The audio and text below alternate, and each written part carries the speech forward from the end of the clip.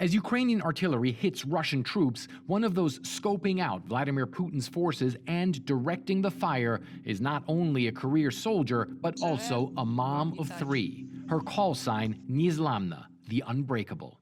I've seen so much at this stage that I can't be easily taken by surprise, she says, but of course there is a constant risk. Nizlamna has 2 daughters and a 5-year-old son. She hasn't seen them since April.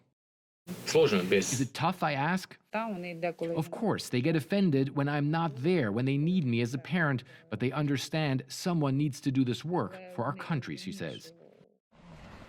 And that work is often gruesome for those on the front lines here in the South.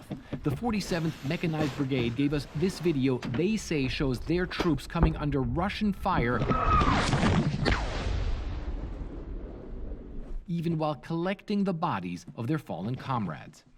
They're U.S.-supplied Bradley fighting vehicles bearing the scars of relentless combat.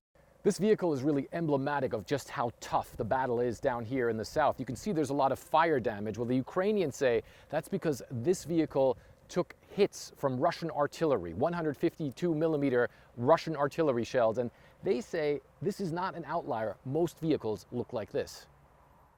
The troops say they are making headway, but often still get bogged down in Russian minefields and artillery barrages. Bradley driver nicknamed Revo recalls his toughest mission. The most scary situation was driving behind a demining vehicle while it was creating a pass for us, he says. We were coming under constant shelling. The rounds were landing a few meters away from us. Ukrainian forces remain badly outgunned as the country's president, Volodymyr Zelensky, is in the U.S. pressing the Biden administration for more ammo. Nizlamna says she will fight on for the future of her children. I want them to live in a flourishing country, she says. I said many times that our job is small. We only have to win back our borders, but they will have to rebuild the whole country, and that is a much harder job. Frontline, CNN, Zaporizhzhia, Ukraine.